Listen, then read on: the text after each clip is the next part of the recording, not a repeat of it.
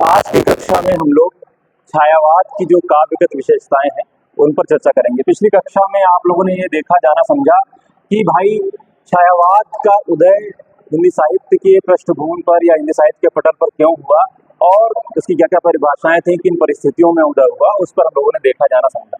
आज छायावाद की जो काव्यगत विशेषताएं हैं उन पर हम लोग चर्चा करेंगे। तो छायावाद के जो चार प्रमुख कवि जिनको आप लोग जान रहे हैं, जिसमें जयशंकर प्रसाद, सूर्यकांत त्रिपाठी निराला, सुमित्रानंदन पंत और महादेव वर्मा, उन सबके रचनाओं में कुछ न कुछ अंश मिलते हैं छायावाद के जो टटोले जा सकते हैं। तो सबसे पहली प्रवृत्ति या काव्यगत विशेषता पर अगर बात करें तो छायावाद आत्माभिव्यक्ति की बात करता है या आत्माभिव्यंजना।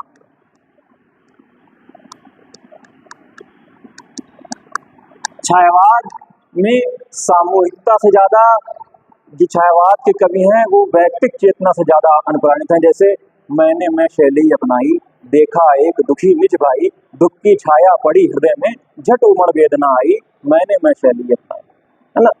या कोई क्या कह रहा है कि मैं अकेला देखता हूँ आ रही मेरे दिवस की सांझ बेला। या कहने का तात्पर्य ये है कि ये जो मैं शैली की बात है ना, ये मैं शैली की अभिव्यंजना या मेरे से होकर, छायावाद के कवि क्या कर रहे हैं कि अपने से होकर उन चीजों को देख रहे हैं, जान रहे हैं, समझ रहे हैं। दूसरी काव्यगत प्रयोग पर हम अगर एक नजर डालें तो छायावाद में एक नवीन नारी सौंदर्य दिखता है। नवीन नारी सौंदर्य यानी कि हम देख सकते हैं कि जो छायावाद से पहले चाहे रीतिकाल की बात हो और उससे पहले चाहे आदिकाल की या वीरगाथा काल की बात हो, उसमें जो नारियों को जो उतना उचित स्थान काव्य में नहीं मिला था, वो छायावाद के आते आते कुछ कुछ स्थान उसमें मिलने लगा। जैसे प्रसाद लिखते हैं कि नारी तुम केवल श्रद्धा हो, विश्वास रजत नग पक्तल में, पीयूष स्रोत सी बहा करो जीवन के सुंदर संतल। उससे आगे भी निराला कह रहे हैं कि दोनों हम भिन्न वर्ण भिन्न जाति भिन्न रूप पर केवल अपनत्व भाव से एक थे। या और आगे चलकर एक नवीन नारी सौंदर्य का दर्शन निराला की उस कविता वह तोड़ती पत्थर को याद कीजिए, उसमें मिलता है कि वह तोड़ती पत्थर देखा मैंने उसे इलाहाबाद के। हालांकि तब तक छायावाद नहीं रहता है, धीरे धीरे उसमें प्रगतिशील चेतना भी जुड़ती चली जा रही है।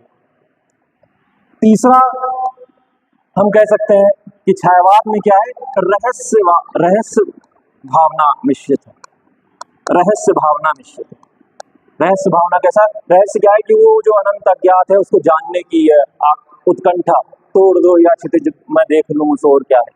या प्रथम रश्मि का आना रंगीन, सुमित्रानंदन पंत कह रहे हैं कि प्रथम रश्मि का आना रंगीन तूने कैसे पहचाना, कहाँ कहाँ हे बाग विहंगड़ी पाया तूने या गाना। या मौन निमंत्रण कविता देखिए आप सुमित्रानंदन पंत की, उस मौन निमंत्रण कविता में पूरा रहस्य चेतना अनुप्राणित है। फिर उसके बाद अगर एक और हम देखना चाहें तो हम देख सकते हैं कि प्रगति चित्रण छायावाद के कवि सुमित्रानंदन पंत जो है वो प्रकृति के सुकुमार कवि तो बोले ही जाते हैं। उनकी कविता मोह देखिए, आरंभिक दिनों की कविता है कि छोड़ द्रुमों की मृदु छाया, तोड़ प्रकृति से भी माया, बाले तेरे बाल जाल में कैसे उलझा दो लोचन, भूल अभी से ही जग। या देखिए उस नौका विहार कविता को याद करिए कि शैकत सैया पर दुग्ध धवल तलवंगी गंगा ग्रीष्म विरल, लेटी है श्रांत क्लांत निश्चल। तो आप देखेंगे कि प्रकृति चित्रण भी भिन्न भिन्न रूपों में दिखता है ना। उसके बाद आप अगर डालिए तो एक नजर डालें तो हम कह सकते हैं कि छायावाद मूलतः शक्ति का काव्य है। डॉक्टर रामस्वरूप चतुर्वेदी ने अपनी पुस्तक हिंदी साहित्य संवेदना और विकास में कहा कि छायावाद शक्ति का काव्य है, उसमें राष्ट्रीय चेतना के भी तत्व मिलते हैं। राष्ट्रीय चेतना के भी तत्व मिलते हैं। जागो फिर एक बार जैसी कविता निराला ने लिखी, राम की शक्ति पूजा का भी प्रतीकात्मक रूप में दूसरा अर्थ निकलता है। या जाग तुझको दूर जाना, या बीती विभावरी जागरी, अंबर पनघट में डुबो रही तारा घट उषा नागरी, खग कुल सा बोल रहा किसले का अंचल डोल रहा।